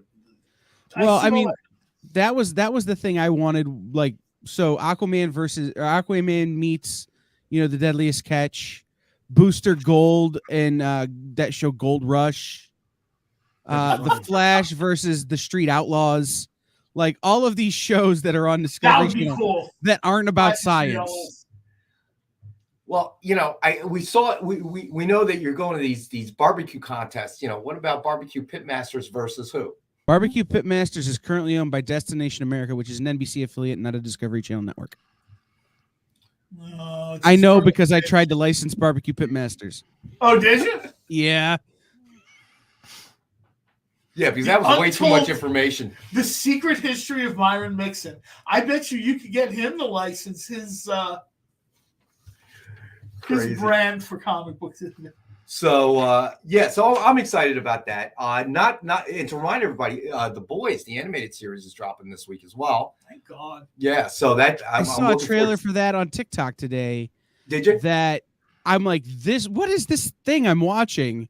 And it wasn't until the last second that I realized it was The Boys, because it was none of the characters I recognized. Like, so I haven't seen a trailer yet. I haven't seen a trailer yet. It's like a lateral expansion of The Boys universe. Right. Lars, man, Barbecue Pitmasters hosted by the Blob. That's So, a good one. This might be a stupid question, but is it based on the comics at all, or is it just kind of its own unique thing with the boys' title? As far as I know, no, it is based on the comics. I mean, It is, but I think they've taken the idea, which is in the comics, right, and they've sort of massaged it so it's better in an animated format, and it's better for a cartoon audience as Right. opposed to a comic book audience. I mean, there are differences in the storytelling and pacing or whatever, and of course, I'm sure they've made the necessary changes they feel we need to make. But from what I understand, it's pretty close to the. Yeah, that's Wait, what I've shouldn't heard. they have that DVD? Put it on. DVD? Who uses Don't DVDs they anymore? still send DVDs for that stuff in the industry? Not to me. All right. You know what? Before we have to go to our next break, let's get. We've got two Hell Sonias, different Virgin covers. So the first one is Hell Sonia number 3, Joseph Michael Linsner Virgin cover. Suggested retail of $50, and we have one available tonight for $40. There it is. Ooh. Look at that cover. I love Linsner's. Nice one. We talked a little bit about your printing capabilities, new art styles, new art tools. This is really. I mean, I guess you can make the comment. You can make the comment that it's always the age of the cover, right? Right. The cover sells the book, but we're really in this specific to Dynamite. We're in this age of ultraviolet covers and special covers and variants and no trade dress and metal and black and white. I mean, it's like a buckshot. There is no corner of the cover universe that right now Dynamite doesn't seem to hit. Hey, Tyler, what's going on? Who's on the cover of Batman 66 CGC? Let me see. Well, It's I the think Mega that Mix. one is. What's that? It's the one in the Mega Mix that he's asking. Yeah, that is the Mega Mix set. All right, so I will read that off for you, Tyler, and then when we get back from our last break, we'll do another quick recap. So this one is actually cover sketch art by Ken Hazer. So this is a Batman head sketch done by Ken Hazer. All right, so this includes Batman 66 number 23 signed and remarked by Ken Hazer. Detective Comics number 1000 signed in silver by Tom King. Batman Last Night on Earth number 1 signed by Greg Capullo, and Future State the Next Batman number 1 CGC guaranteed 9.8. That is our Mega Mix set of the night. Suggested retail of $320. We have one set available tonight for $193.90. So that is still available. It is a buy it now item. We have another Red Sonja book, right? I don't know. I don't think so. Did Oh we- yeah, no, yeah, we have the Hell Sonja Sonia. book? Yeah, I'm sorry about that. we'll get to that when we There come you back go. from No, it's break. up now. All right, well, then we'll do it now. Start spitting facts, fools. So Hell We Sonia control number when the 3. breaks are. Let's just. I have the power. Hell Sonia number 3, Pasquale Quilano. Did I pronounce that right? Virgin cover. Suggested retail of $50, and we have one available tonight at $40. Can you see those? Hey, close 62 up? lefty. Hey, what's up, 62 lefty? There you go, Tyler. Can you see it, Tyler? I can get Vanna White over here to pull it up closer to the screen after our break, but I don't want to scare you off. Future State cover is really cool. It's almost like study in black. Yeah, It's when we very come back cool. from the break, we'll hold it up to the camera and you can get a closer look at it. All right, so we're going to take our last break. We'll be back in a couple minutes. Stay with us.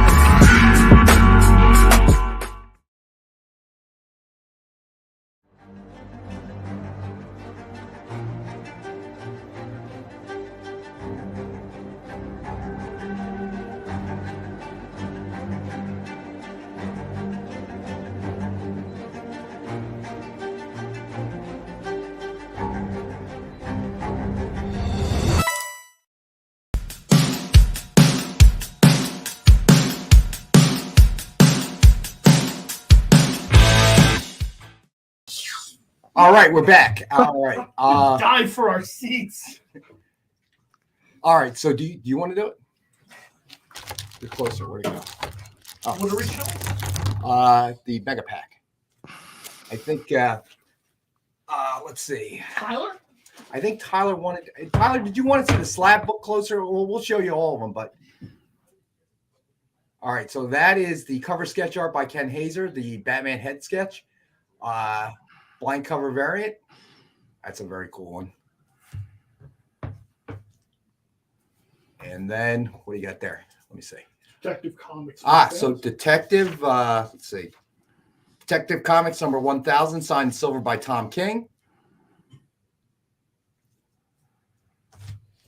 I think Van is safe. I don't think Pat Sajak's calling you. This really should have been like a Green Lantern he was holding, not the Joker's head. But okay, sure, Greg, whatever. Some days it's just not. You're just not right, John. No, there's a great Elseworld story where Batman gets where Bruce Wayne gets a Green Lantern. So that's Batman Last Night on Earth number 1, signed by Greg Capullo. Although he should have the yellow lantern ring. That makes more sense. And then.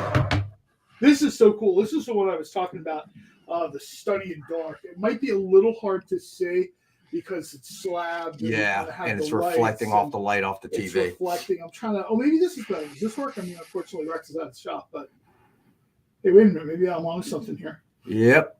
You're not. Pat Sajak ain't calling you, buddy. I know, right? Isn't that the truth? And Future State, the next Batman number 1, CGC 9.8. So that is available tonight. Let's see. Suggested retail of $320. You will get all 4 books for $193.90. Nice. Another book I'm going to throw up here just so people get a better image of it. Not that we didn't have the image here, but this Superman logo thing is really cool. Yeah, Ron took that one. Oh, this you have this, Ron? Yeah, cool. Ron bought it already. All right, so let's see. Let's see. Did we do? Oh, we did do the Hell Sonia. All right, so let's see. Let's add. Wow, we went through these fast tonight. We only got 3 books left. All right, so let's do Siege, Storming Asgard, Heroes and Villains, signed by Greg Land. Suggested retail of $49.99, and we have one available tonight for $19.62. The year that Thor first appeared. So that is available tonight. Wouldn't that be like 2000 BC? What are you talking about? If you keep with these random thoughts, I'm going to have to start drinking before the show. Start? Hey. You think that's coffee in that cup? Yeah, sure. Okay, kid. Maybe. Then maybe. Dave, yeah, Immortal Red Sonja, I don't want to have any spoilers or anything like that. But peeking here and there where I do, talking to David Nakayama on social media. Yeah, this thing is very cool. And I have to tell you, if you've seen the promo art, everybody will say, you're nuts. She belongs in a chainmail bikini. The chainmail shirt they have her that she's drawn wearing this, it's just, wow. It's very, very cool. So, nice. So, go ahead. What were you going to say, Alec? No, I just said nice. That's a cool thing to look forward to.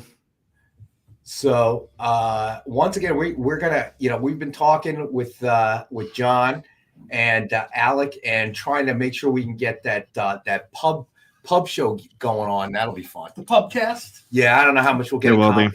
Yeah, after the first half hour, after pounding all those beers, but it'll be interesting. And yeah, Dave is right. We've seen through Sonyaversal, we've seen Red Sonja in a whole slew of different settings. This is very much Red Sonja in Camelot, so to speak. So time period. What is everybody streaming lately? I feel like there's been kind of a desert, these last couple of weeks or so. I'm looking for something to stream. So I am. Lars Man is down for that pubcast. It's so my Lars Man. So curious from our viewers, what's everybody streaming lately that's decent? Have you watched Reacher? I have not yet. I want to because I know that the series, they've got the correct Jack Reacher, not Tom Cruise 5'9" or 5'8", because the Jack Reacher character from the books is supposed to be a big dude, with fists the size of cars and, just like, a big dude, and then they cast Tom Cruise. And look, I like the Tom Cruise. Tom Cruise is 5'4". Is he 5'4"? That's not what the internet 5'4". says. But Tom, I've stood adjacent to Tom Cruise, and He's I'm tiny. 6'2", and I felt like I could put my foot on top of his head. Yeah, the actor for the series is like the dude's 6'5". He's a big dude. Yeah, he's a big dude. Football player, volleyball player. If you go and look at his bio, he's like a big athletic dude. He's played other big athletic dudes. He's and not only Kyle, but John says, and a bunch of people have said it's worth watching. So I'll probably be my next, my next streaming show. Do we have any other books, Dave? Is like, can we talk about streaming after you show books? What other books? We've got 2 books left, I think.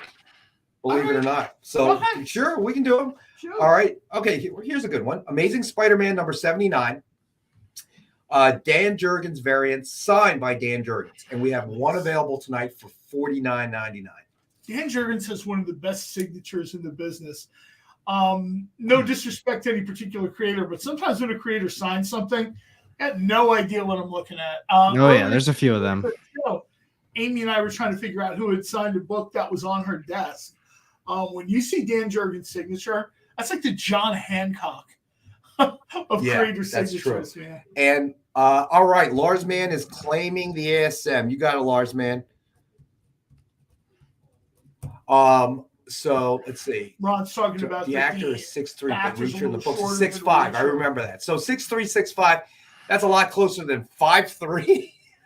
He is not 5'3". I know he's supposed to be like between 5'6" and 5'8" or something like that. Or just because Kyle is the height of an orc doesn't mean. I think Maverick is a solid 5'10". Dave wants a Nick. Please ask Nick for a Booster Gold Volume 1 signed by Jurgens. I'm pretty sure we do have Booster Gold. I was going to say I don't know if it's Volume 1. I don't know if it's but I'm writing that down for you, Dave. Signed Jurgens. I remember way back when Nick and I did the show in the hallway that we had like a Booster Gold book. The hallway. The foyer. The foyer. The hallway. So let me say, Lee Bizzle was telling people. Oh, Lee Bizzle, yeah, Inventing Anna. I've seen like commercials or trailers for it. I haven't picked it up yet, but yeah, that sounds like it would be interesting because that whole situation with that woman, the way she just, it was just amazing to me how she conned everybody. So yeah, I would definitely, I would definitely check that one out. My girlfriend watched it. She actually binged it in like a couple days. I caught the second half of the series. She watched it before me, but from what I saw, it was actually really good. I like how it wrapped up too. Lars Man, I got you down for 2 packs, 2 of the 10 packs, buddy. So Dave says talking about how the actor, and I forget his name. I feel bad. I do too. He was Richin Hawk is his last name. in Teen Titans, right? He was Hawk. I believe he played Aquaman in Smallville.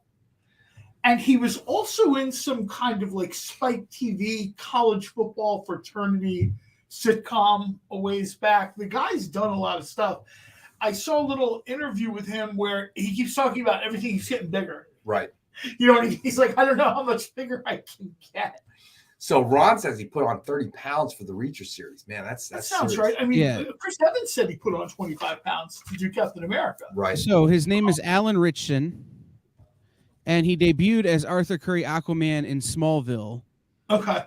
He did play Hawk in Titans, and now he's playing Reacher. He's done a bunch of other stuff too. He played Raph in the 2014 Ninja Turtles reboot, as well as the sequel in 2016. And he was in the Hunger Games. Oh yes. Yes. Oh, yes. That's like my wife is more. Wait, the fact that Rex just triggered on the Hunger Games, like harder than anything else, Rex was like, "Oh, I love the Hunger Games." Yeah, I was a big fan of that movie series. John Spilios, Moon Knight, we might have. You know what? I'm gonna look. We got a lot of requests tonight, so I'm gonna definitely look tomorrow and Friday. Moon Knight drops on Marvel when? 2 weeks? Is it 2 weeks? Is that right? It's coming up fast. I don't know when the date is. It's coming up fast. It might not be quite 2 weeks, but we're really close tomorrow to Moon Knight. They just had another new poster, promo material, some video stuff. Let me take a look here. It's so nice to be doing it in here. I guess they did March 30th. Gamer people, they've already added Moon Knight to Strike Force, right? Marvel Strike Force. So its release date is March 30th. Okay. So it is soon, 3 right around weeks, the corner. maybe? Yep. 4 weeks. Yep, pretty much. So that's right around the corner there. So so Lars Man says stream the Righteous Gemstones. That is one I don't know.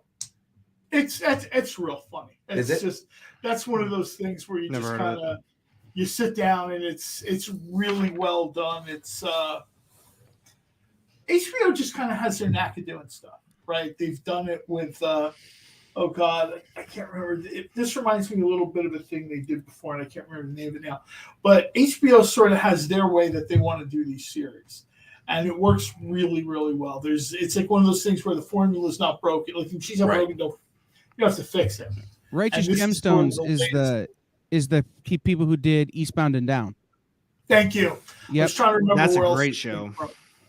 I can't remember that guy's name, but it's his production company. Oh man, put in an memo that I want Nick to get the rights to do Kenny Powers. Send me an email. That'd be funny. So all right, so let's do the last book of the night, and then we'll do a recap real soon. Danny McBride, you're right. Dan, who ironically is Kenny Powers. So John's favorite character, Batman number 106, signed by James Tinian IV. I don't feel well. Garbage cans. I was going to say I'll be back. So Batman number 106, signed by James Tinian IV, suggested retail of $49.99, and we have one available for $27 for Detective number 27. And we blew through these books tonight. Danny McBride's been in a ton of stuff. That's a guy that you lose track. He was in Land of the Lost. That guy has worked nonstop for I bet about 14 or 15 years in movie. Right. He's just the guy's really funny. He shows up in things you don't expect. Like he's a funny guy, right? He showed up in Prometheus. He was like the helmsman or the pilot in Prometheus, and you're watching this, and it's like serious, and aliens are going to start eating people, and you're like, is that Kenny Powers? Right. So John Spilios asks if I watched Peacemaker. Absolutely. Right away, right after every episode came out. I'm a huge fan. I know I'm hoping we'll have him soon, but I know. And for all of you that, John, thanks for watching, buddy. Hey, John, have a good one. We've been working on it, and I don't know when we're going to have it, but for all the cover sketch art fans out there,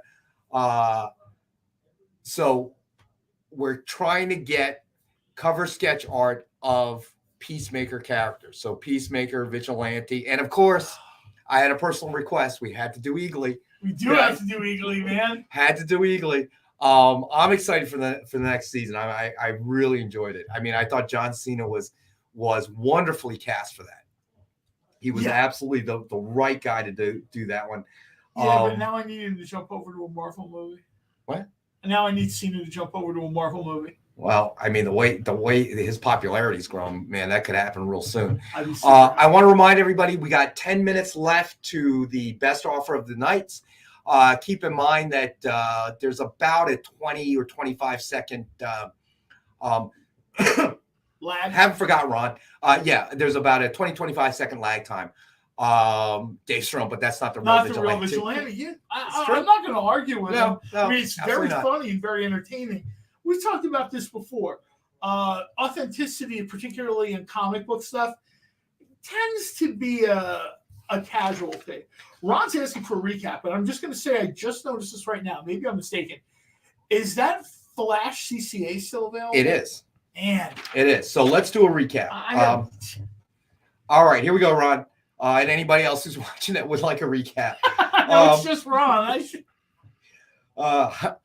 Ron didn't even have to ask. I was going to do it just to make you angry. All right, so we started off with the Dynamite 10-pack reader set, 10 random Dynamite titles.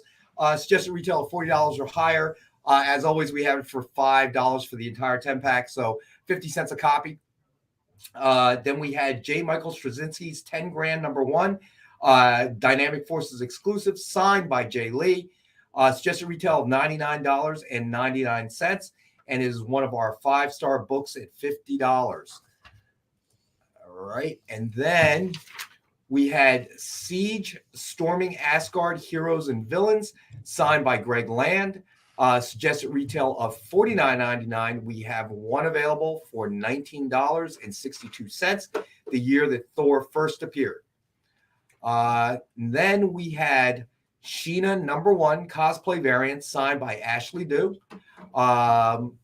Suggested retail of $75. It is a best offer book and still available. Best offer starting at $20.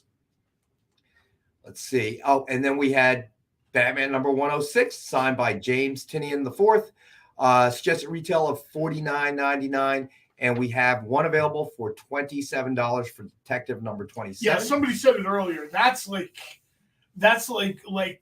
dollar store level cheap for a James Tinian signature. Right. No, absolutely. And signatures are just getting tougher because thanks to the pandemic. All right, so let's see.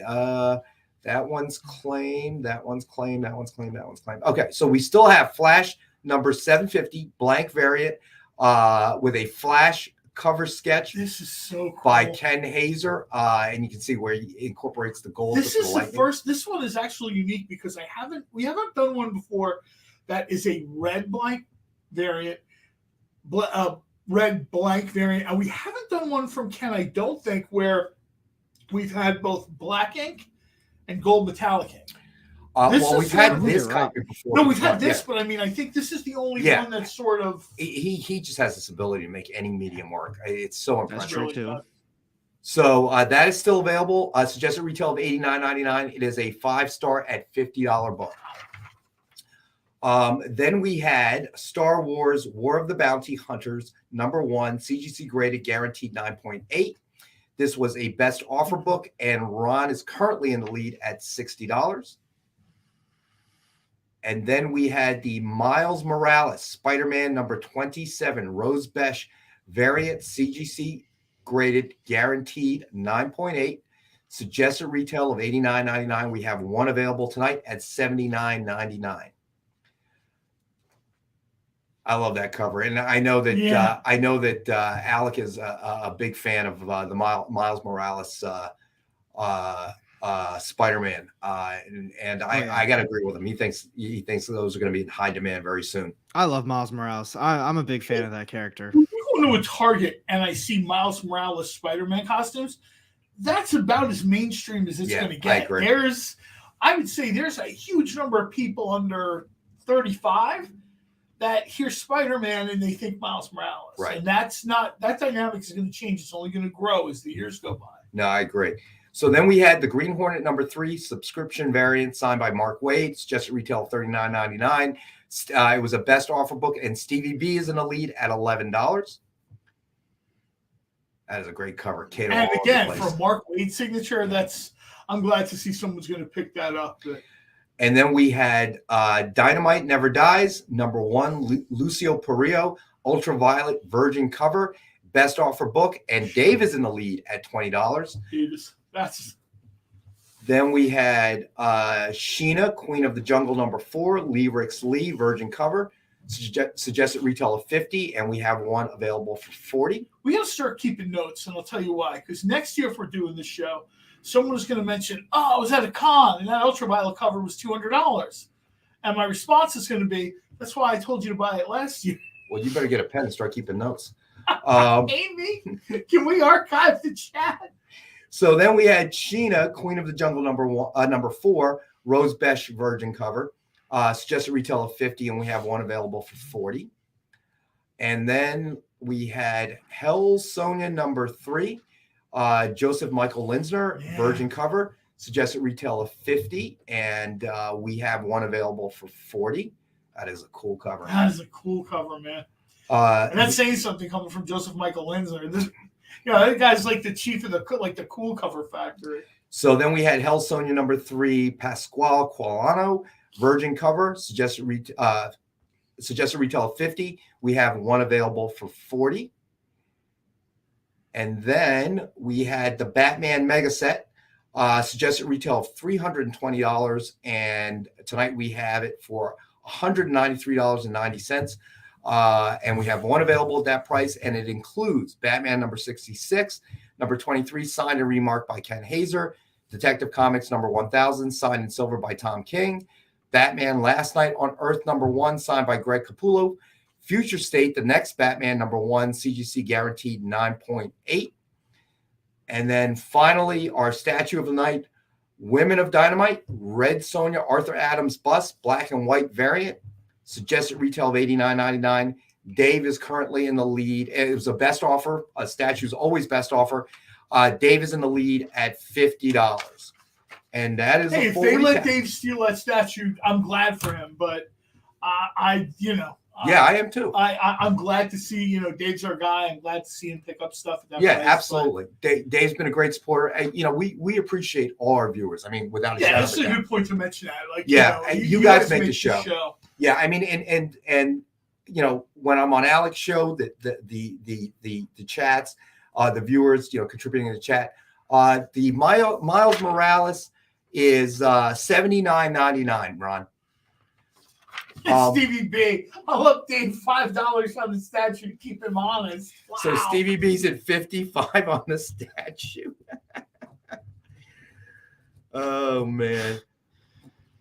Yeah, it's also a good time too. I think Kyle popped it up there. Check out Alex's channel. Yes. You know what I mean?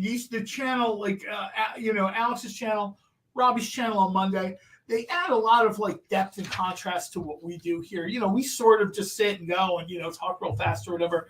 But sometimes people have questions that have to be answered, and we don't have the time to get into it. You know what I mean? Right. If it's like a 4-hour podcast, it'd be a different story. But Well, it's AR_comics.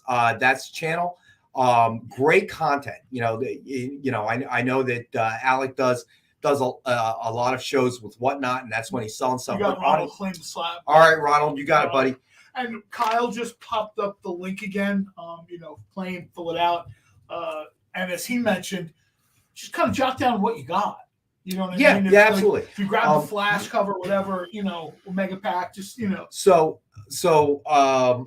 when you go to Alex's channel, all that content, it is brutal honesty, which I think is what makes it, so interesting, and it brings that quality in, because Alec is going to tell you what he thinks, okay? And if he doesn't like something, he's going to tell you he doesn't like something. If he doesn't, really honest about if he that, hasn't man. read I hate that. I tried. How about you, John? I got to get a small dog and it'll fly. That might work. Okay. Right? Hey, Look. on a super quick note though, because you brought up the Whatnot. On topic of that, we are going to be doing a charity auction on, I think, Friday, where a portion of the proceeds are going to be going to, I believe it's most likely NAMI. It's the National Alliance on Mental Illness. And yeah, I'm bringing the heat. I'm going to be posting a lot of stuff. I obviously, if you guys don't know, I work for my LCS. I host all of their auctions, but just hit 2,000 followers. So we're going to be doing a massive charity event. So we do Pop Funko, Pokemon, and comic books. So if any of that stuff, we're going to be doing a charity for all the categories. Without the dog, it's like 37 subscribers, though. You know that,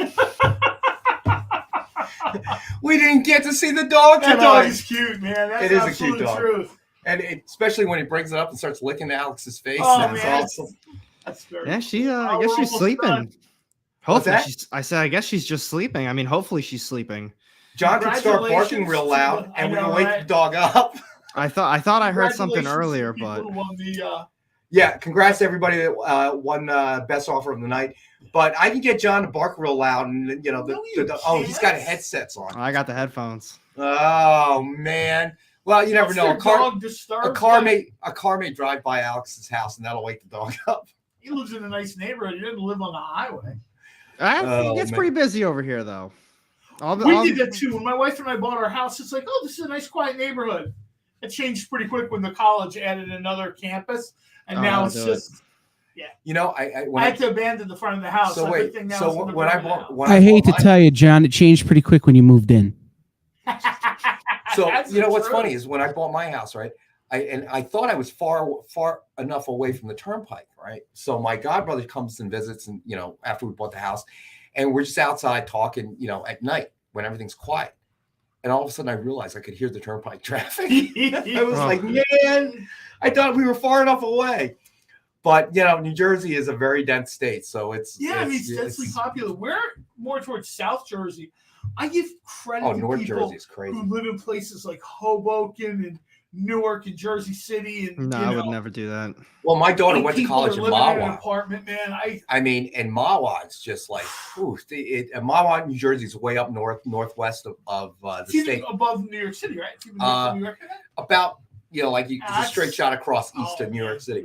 But man, it was crazy. It's and the houses are just ridiculous. And you get a little piece of land and it's like 100 by 100 lot and like a 2-bedroom house at like 900,000. And I'm like, yeah, it's nuts, man. I mean, it was everybody at her college, Rampa, would literally, the students have to live on campus. There's very little off-campus housing. There's no housing that they can afford. Yeah, and large man, Jersey City. Yep, it is impossible parking, dude. I've been there and you're just roaming around like 10 times the same. Well, you're at Journal Square and people just stop their car. They're like, well, you know what? I have to stop. Yeah.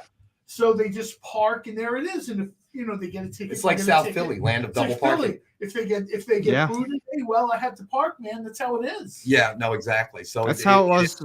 That's how it was when I lived in Westchester too. Parking was horrible, and when it came to housing, people were fighting over just an upcoming lease. Like it would literally go through friends. Just because it'd be like, hey, you gonna re-up? It's like, no, I'm not gonna sign another lease. Cool, let them know. Yeah, it's and New Jersey's New Jersey is the densest state in the country. Okay. And even that though, all those people live in like 2 or 3 specific areas, right? Because my house sits on 3-ish acres. And I've got a neighbor way down here and a neighbor way down there. If I drive 45 minutes north to Trenton, I throw a ball down the street and it bounces past like 9 people's houses. It really depends. People wanted to live by the water and they wanted to live by the city. If you were willing to live in the southern or western part of the state, you know what I mean? You get more bang for your buck. You get way more bang for your buck. So I want to remind everybody on Friday night on the experience, Nick will be here for the original art show, 7 to 8 p.m. Eastern time.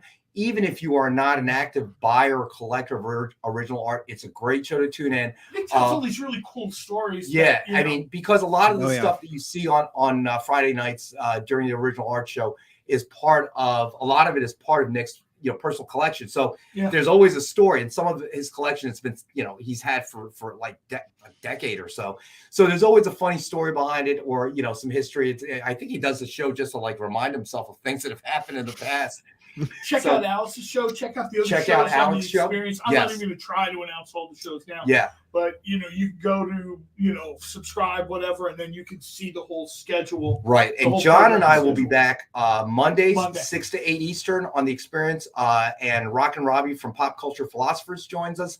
I'm on Alex's show on Tuesdays, starting at 4 p.m. Eastern time.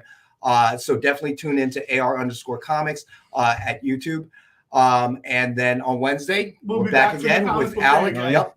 6 to 8 p.m. Eastern. One last thing. Happy birthday again, Kyle. Happy birthday, Kyle. And thanks for joining us, enjoy your burger. Yeah, right. Right. I know, right? Those burgers. Now I'm hungry. I have to open a can of Spam when I get home. Oh my God. But thank you so much, everybody, for taking time out to watch us. All right. See you next week. Take care. See you guys.